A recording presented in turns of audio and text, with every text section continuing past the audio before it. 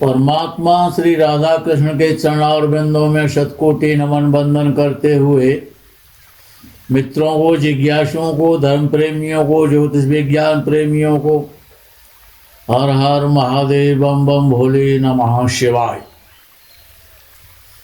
मित्रों, आज केतु की चर्चा करनी है। अब केतु सबको पता है कि कटा हुआ है, बिना सिर का है। शरीर तो है लेकिन सिर नहीं है। राहु केतु दोनों में यह विशेषता है कि इन्होंने अमृत तो पी लिया, राहु ने अमृत तो पिया, लेकिन अमृत में देवत्व होता है, शुभता होती है।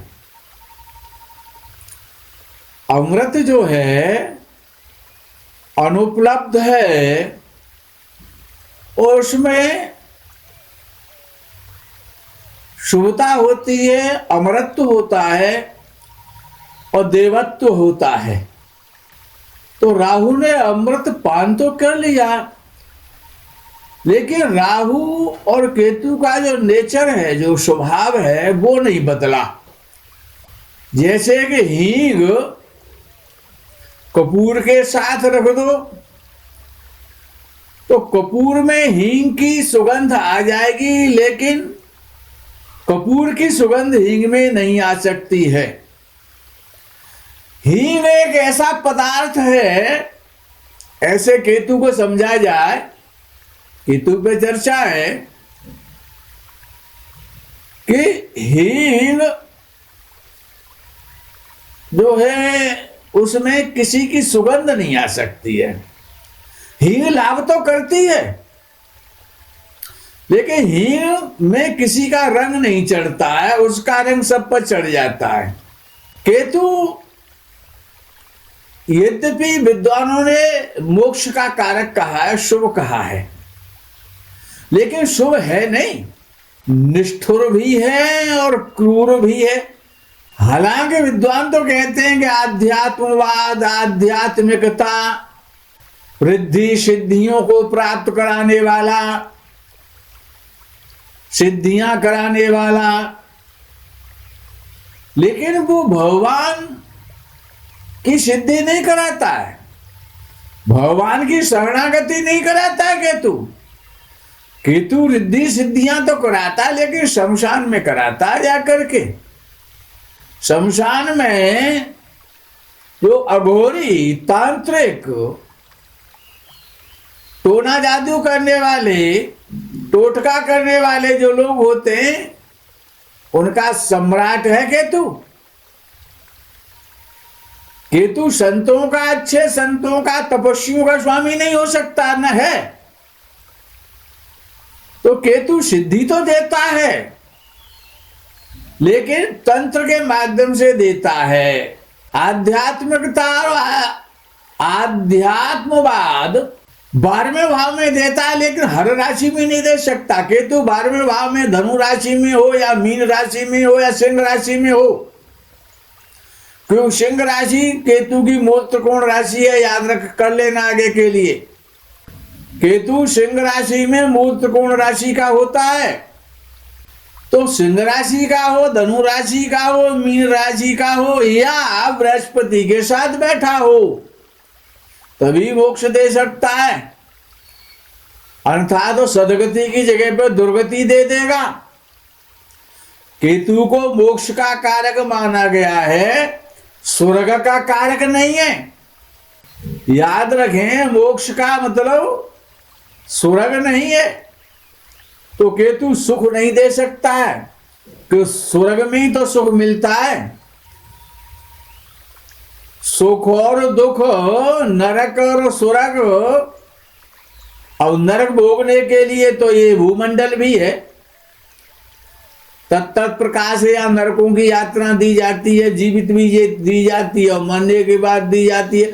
और ये 84 लाख योनियां जो हैं, 84 लाख जो योनियां हैं, वो इसी भूमंडल पर हैं, स्वर्ग में नहीं है वो योनियां कहीं। अन्य किसी लोक में नहीं है। 84 लाख योनि है जिनका वर्णन आता है, मनुष्य योनि से लेकर के और कीट पतंग योनि तक का, वो इस भूमंडल पर ही है, अन्य कोई लोक नहीं बना है उसके लिए। और केतु में एक विशेषता है, विशेषता क्या, अवगुण कहा जाए, अक्षमात किसी कार्य को बिगाड़ देना। कितना ही अच्छा शुभ कार्य है, उसको एकदम तत्काल अटैक कर देता है, ऐसा जैसे उसका कार्य पूरा खराब हो जाए, बाधा दे देता है, एकदम रुकावट दीवार बन के खड़ा हो जाता है केतु। घटनाओं में जो भी घटनाएं, अच्छी घटनाएं चाहे बुरी घटनाएं हैं, तो जो आकस्मिक परिवर्तन आ जाता है, जाना है हरिद्वार, गंगा स्नान करेंगे, मायापुरी में कुछ दिन वास करेंगे और यात्रा के लिए प्रस्थान करने वाले हैं, तब तक किसी की मृत्यु होगी, परिवर्तन हो गया, एकदम अटैक कर दिया उसने और सारा कार्यक्रम और टिकट भी कैंसिल करानी पड़ी, हरिद्वार नहीं जा पाए, गंगा स्नान, बाधा देता है, बाधा का कार्य और तत्काल परिवर्तन करा देता है। अगर केतु खराब राशि में और पाप पीड़ित हो रहा है तो मोक्ष नहीं देगा, नरक देगा, घृणित कार्य कराएगा, निंदित कार्य कराएगा। और केतु अच्छा है तो शुभ ग्रह से प्रभावित हो रहा है, शुभ ग्रह के साथ बैठा है तो ज्ञान की खोज करा देता है, आध्यात्मिक तरफ धकेल देता है। और जिस राशि में होगा, पाप राशि में तो पाप फल देगा, शुभ राशि में तो शुभ फल देगा। और बृहस्पति की दोनों राशियों में, क्यों, बृहस्पति से ज्यादा शुभ कोई है नहीं, तो धनु और मीन राशि का केतु बहुत अच्छा, अत्यंत शुभ श्रेष्ठ माना जाता है। या केतु जो ग्रहों को जो राजा है, सूर्य, उसकी जो सिंह राशि है उसमें बहुत अच्छा माना जाता है। केतु कल्पना का सागर है, आध्यात्मिकता का गुरु है, कल्पना का सागर है, विचारों का मंथन, विचारों का समुद्र है। लेकिन केतु में एक विशेषता है, केतु खराब है, अच्छा नहीं है, शनि के द्वारा पीड़ित है, राहु, और राहु से तो पीड़ित रहता ही रहता है। अब राहु तो नरक को ले जाने वाला है, लेकिन केतु अच्छा तो स्वर्ग तो ले जाएगा। स्वर्ग का मतलब स्वर्ग इंद्र के यहाँ नहीं ले जाएगा, मोक्ष करा देगा, इतना कर सकता है, स्वर्ग नहीं दे सकता केतु। लेकिन अगर केतु खराब है, शनि के द्वारा दृष्ट हो रहा है, तो क्या करेगा, मलिन बनाएगा, बंधन दे देगा, दरिद्रता दे देगा, बाल्यावस्था में शरीर कष्ट मिलता है, आकस्मिक बाधाएं, आकस्मिक संकट, दुर्भिक्ष, कष्ट, भूख, प्यास, क्षय रोग, इन सबको देता है जब वो खराब होता है। तो अच्छा है तो क्या कराएगा, तपस्वी बना देगा, माला लेके जप कराएगा, भिक्षाटन करो, भिक्षा करके भोजन करो, नदी के किनारे पेड़ के पास पड़े रहो, भस्म का मर्दन करो शरीर पर, तपस्वी बन जाओ। और ये जरा सा भी पाप पीड़ित हो गया, पंचम भाव में हो गया, तो क्या करेगा, तंत्र कराएगा, तांत्रिक सम्राट बना देगा, गुप्त विद्याओं का जानकार बना देगा, रहस्यमय विद्याएं, गूढ़ ज्ञान, शमशान ले जाएगा, वहां पर सिद्धि कराएगा, ले जा करके यक्षिणी की सिद्धि कराएगा, बरगद के वृक्ष पर बट यक्षिणी की सिद्धि कराएगा वो तो ले जा करके। टोना है, टोटका है, तंत्र है, जादू है, मैजिक है, जितने भी संसार में मैजिशियन है ना, जो भी पैदा हुए हैं, जो आज भी है, जैसे एक शंका सम्राट नाम से है, तो जो मैजिशियन है, दूसरों को बेवकूफ बनाने की कला, आंखों में धूल झोंक देना, दूसरों को बेवकूफ बना देना, कागज के नोटों की वर्षा करा देना, आदमी को गायब कर देना, ये सब केतु की कला है। केतु आध्यात्मिक ज्ञान के साथ साथ रहस्यमय विद्याएं, विदेशी विद्याओं में दक्षता, अंग्रेजी भाषा है, लैटिन भाषा है, जर्मन भाषा है, चाइनीज भाषा है, ये जितनी भी भाषाएं जो विदेशी भाषाएं हैं उनका कारक बना दिया, दुभाषिया बना देता है, रूपांतर कराता है, ट्रांसलेटर बना देता है। ये केतु की विशेषता है। अविचार भी करा देगा, टोटका कराने वाला बना देता है जब ज्यादा बिगड़ जाता है।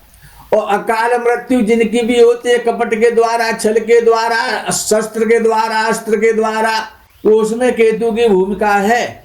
जितने भी शरीर के जो चर्म रोग हैं, त्वचा के जो भी रोग हैं, स्किन के जो भी रोग हैं, बिना केतु की सहायता के हो ही नहीं सकते। चाहे वो खुजली का रोग है, चाहे वो कुष्ठ का रोग है, जितने भी प्रकार के चर्म रोग है, एलर्जी है, सफेद एलर्जी है, काली है, खुजली है, फोड़ा है, फुंसी है, दाद है, खाज है, मवाद है, कटना है, पटना है, जो भी है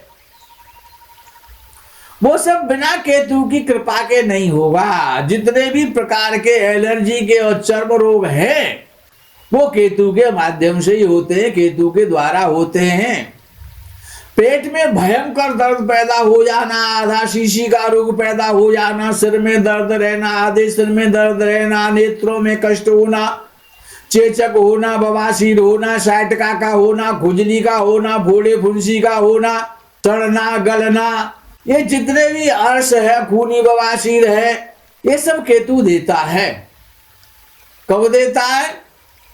4, 8, 12 में हो, दूसरे में हो, पंचम में हो, रोग देगा, मान नहीं सकता, और यही रोग देगा जो आपको बताए जा रहे हैं। अब केतु के लिए कहते हैं पंचम भाव में हो, ये कर देगा, लखपति बना देगा, करोड़पति बना देगा, लॉटरी बनवा निकलवा देगा, 50 करोड़ देगा, रात को सोओगे, सुबह को जो है बोरों के बंडल मिलेंगे रखे हुए। ये बेवकूफ बनाने के सौदे हैं। पंचम भाव में केतु क्रोधी बनाता है, याद रखो, तांत्रिक बना देगा, टोना करने वाला बना देगा, मैजिशियन बना देगा, मैजिक का जादू करोगे, जादूगर बन जाओगे, सम्राट शंकर बन जाओगे, किसी का भला नहीं करेंगे आप यदि आपका केतु पंचम भाव में बैठा है। हाँ, वो एक अलग विषय है कि धनु या मीन या सिंह राशि का पंचम भाव में केतु हुआ तो आपको अच्छे परिणाम मिल जाए, आप आध्यात्म जगत में चले जाए, आध्यात्म शिक्षा के क्षेत्र में चले जाए, आपको वैराग्य पैदा हो जाए, आपको गुण ज्ञान मिल जाए, आपको गॉड गिफ्ट ज्ञान मिल जाए। लेकिन संतान के लिए बड़ा कष्टकारी है। पंचम भाव में संतान में रोड़ा बन के खड़ा हो जाता है कि संतान नहीं होने दूंगा। अगर संतान होगी भी तो उसको रोगी कर दूंगा, पीड़ित करूंगा, संतान आपको टेंशन देने वाली पैदा करा दूंगा, ऐसा कहता पंचम भाव में केतु बैठ करके। और जिनका भी केतु पंचम भाव में होता है उनको धन बड़ी कष्टता से प्राप्त होता है, संघर्ष करना पड़ता है जीवन में। केतु की जो शुभता है वो बृहस्पति पर आधारित है। यह बृहस्पति के साथ है या बृहस्पति की राशि में है या बृहस्पति से देखा जा रहा है तो केतु शुभ फल देगा। यदि अगर ऐसी स्थिति नहीं है तो केतु से कभी भी शुभ फल की अपेक्षा नहीं रखनी चाहिए।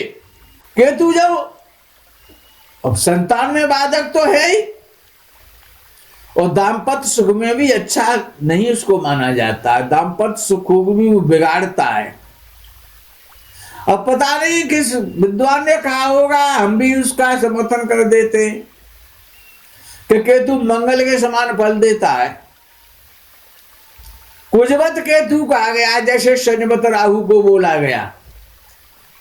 अब न तो राहु शनि के समान फल देता है न केतु मंगल के समान फल देता है।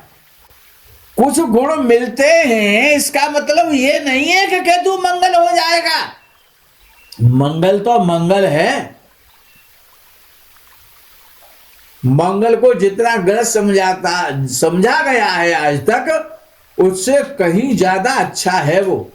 उस पर चर्चा कभी फिर करेंगे। और पंचम भाव में केतु शिक्षा के लिए कदापि अच्छा नहीं है, भ्रमित कर देगा, जातक की बुद्धि भ्रष्ट कर देता है, वो डरपोक हो जाता है। अच्छा, केतु पंचम भाव में होता तो कहता भाई बाहर चलते, विदेश चलते। मानसिक क्लेश, शारीरिक कष्ट, संतान सुख में बाधा, संतान सुख की कमी, कठिन संघर्षों से जीविका प्राप्त होती है, जीविका में भी बड़ा कष्ट देता है।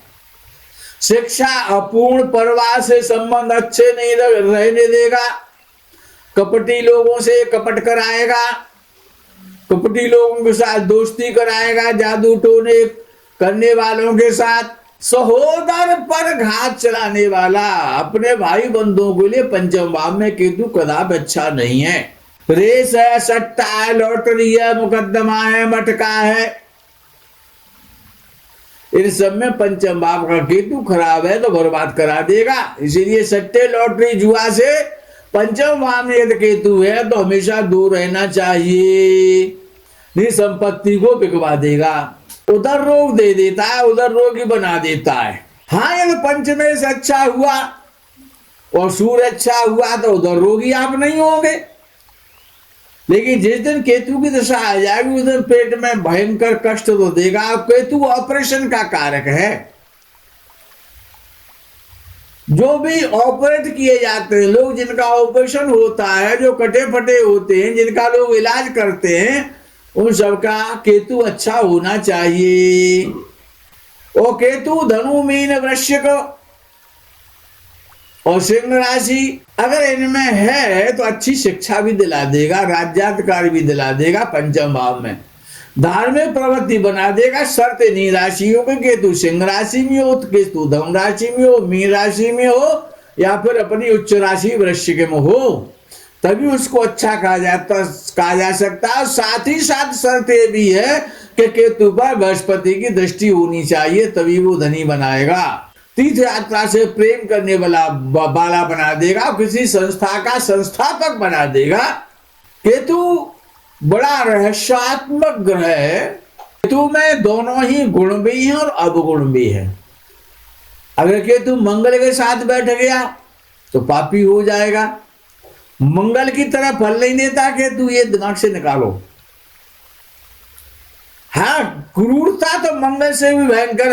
और जितने भी कसाई हैं ना, जो मीट का काम करते हैं, जो काट करके मीट बेचा करते हैं, चाहे वो मछली काटते हैं, चाहे वो बकरा मुर्गा काटते हैं, उन सब का केतु बहुत ज्यादा खराब है। कसाई बना देता है केतु, काटने वाला। केतु का काम काटना है, कटा हुआ है इसलिए वो कटे हुए काम करता है। काटने का कसाई घरों में जितने भी कटान जो लोग करते हैं उन सबका केतु है। केतु नहीं होगा तो आपको कटेंगे नहीं, आपकी चमड़ी नहीं फटेगी। केतु की कृपा से ये सब, और जितने भी एक्सीडेंट होते हैं ना, बिना केतु के कृपा से नहीं होंगे। हाँ, केतु का सबसे सरल उपाय है, अच्छा उपाय है, मछलियों को आटे की गोलियां खिलाओ। मछलियों को आटे की गोलियां खिलाओ।